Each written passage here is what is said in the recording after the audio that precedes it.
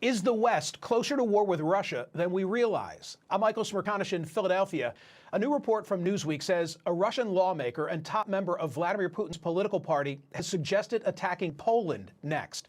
Using the same language Russia has used to justify invading Ukraine, Russian State Duma Deputy Oleg Morozov said that Poland is, quote, first place in the queue for denazification after Ukraine. This after Poland's prime minister wrote a column in Britain's Telegraph newspaper criticizing Putin and propaganda that he's spreading about the war.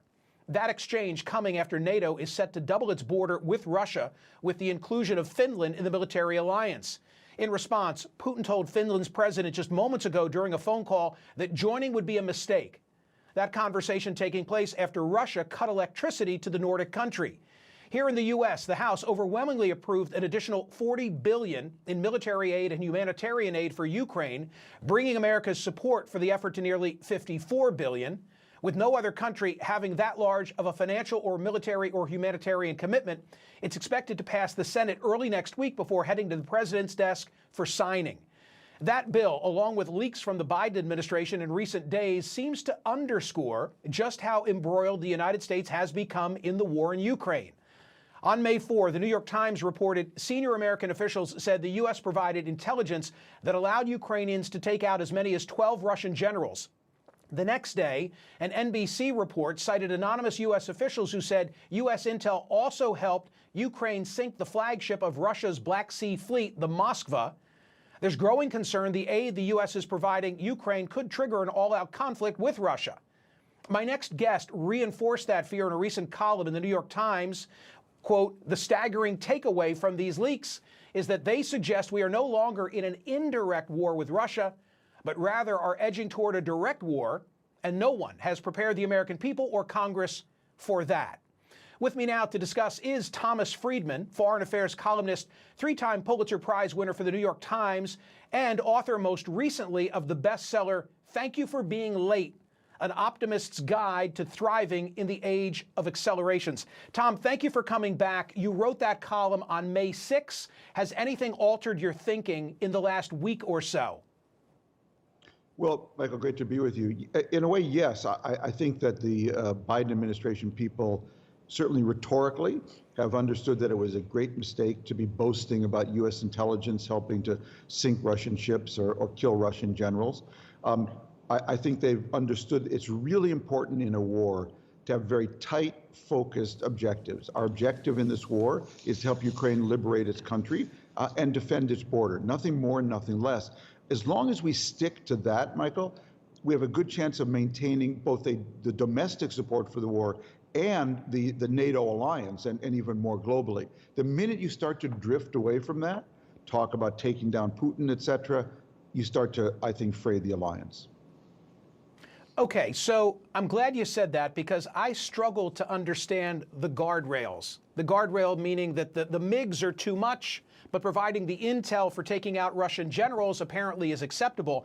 On Thursday, I'm going to put something on the screen and I'll read it to you, Tom. The Washington Post said the following. They said this: the administration has drawn up guidance around intelligence sharing that is calibrated to avoid heightening tensions between Washington and Moscow. Given to intelligence personnel at the working level, the guidance has placed two broad prohibitions on the kinds of information that the United States can share with Ukraine. First, the United States cannot provide detailed information that would help Ukraine kill Russian leadership figures, such as the most senior military officers or ministers. The second category of prohibited intelligence sharing is any information that would help Ukraine attack Russian targets outside Ukraine's borders. Are those guardrails well defined in your view? Yeah, I think they're a response, Michael, to those leaks, and to make everyone stay focused on what our objectives are, which is, again, helping the Ukrainians restore their sovereignty, and should they choose to negotiate with the Russians to make some kind of dirty deal, if necessary, in order to simply save their country from being ravaged by war, to support them in that, and not going anywhere beyond that. And I think the administration got that message, and that story seemed to me to be the response.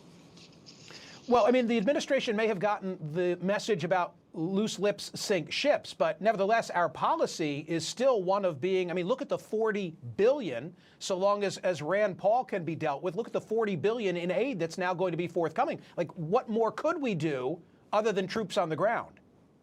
Yeah, I would agree with you. That number is staggering, and it took me a little bit by surprise, and I sure would like to know exactly what goes in it. What are we actually promising here? I don't think the administration has done a particularly good job of breaking that down. But I think we have to ask ourselves every day, or remind ourselves every day, what are the objectives? They have to be very focused, very tight, and you don't stray from them. Because when you're trying to herd all these cats together of this kind of alliance, the minute you step out of defending Ukraine, helping it restore its border, nothing more, nothing less, you invite trouble. Another subject about which you write extensively, China. Is there some solace to be taken by Americans that China has thus far sat it out, and does the president deserve credit in that regard? Yeah. President Biden called President Xi early in the war and made it very clear that if he hadn't done the math, Biden would do it for him. The European Union and the United States are China's two largest export markets. And should China provide military aid to Russia, that was going to affect its two biggest markets. And I think the Chinese did the math. I think also, as it became quickly apparent to the Chinese that Putin was losing, I think they also didn't care to be on his side either. The Chinese have enough trouble at home. They're fighting their own war with Mother Nature over the Omicron virus. And I think they understood that the last thing they needed was to get embroiled in this actual military conflict in Europe. Tom, at the outset, I mentioned some Russian saber-rattling toward Poland. Poland, in my view, has carried the laboring oar with regard to the refugee situation thus far. What thoughts might you have about Poland's role? Well, I was glad you raised that, Michael. It's a very, very important point. Poland has been a key NATO ally in this war, basically providing the bridge into Ukraine for a lot of the military equipment, not all. If I were Putin, and I'd written this earlier, and I was looking for a Hail Mary right now, I would attack Poland and basically challenge NATO to actually live up to its Article 5 part of the agreement that says every member has to help defend another member if it's attacked. And I think there's a lot of countries that are happy to provide material support to Ukraine, but not military support. And so I worry very much that Putin's escalatory move would not be a nuclear, use of a tactical nuclear weapon, God forbid, but it would be to actually attack Poland and say to the American people, are you now ready to fight me directly? Are you ready to put troops into Poland that would be embroiled in a war in Central Europe? I'd watch that story. I'm glad you raised it. Okay, well, that makes me nervous. Let's go back to where we began about your level of concern and Americans and the Congress not being totally focused. I mean, I think we're eagerly awaiting the return of Amber Heard and Johnny Depp. How concerned should we be today? I think we should be very concerned, and I think I took some solace this morning, Michael, reading that Secretary of Defense Austin had called his Russian counterpart and said we need to start talking about a ceasefire. And I think this is really getting to a point where you don't want to walk away from the battle now that the Russians appear to be losing.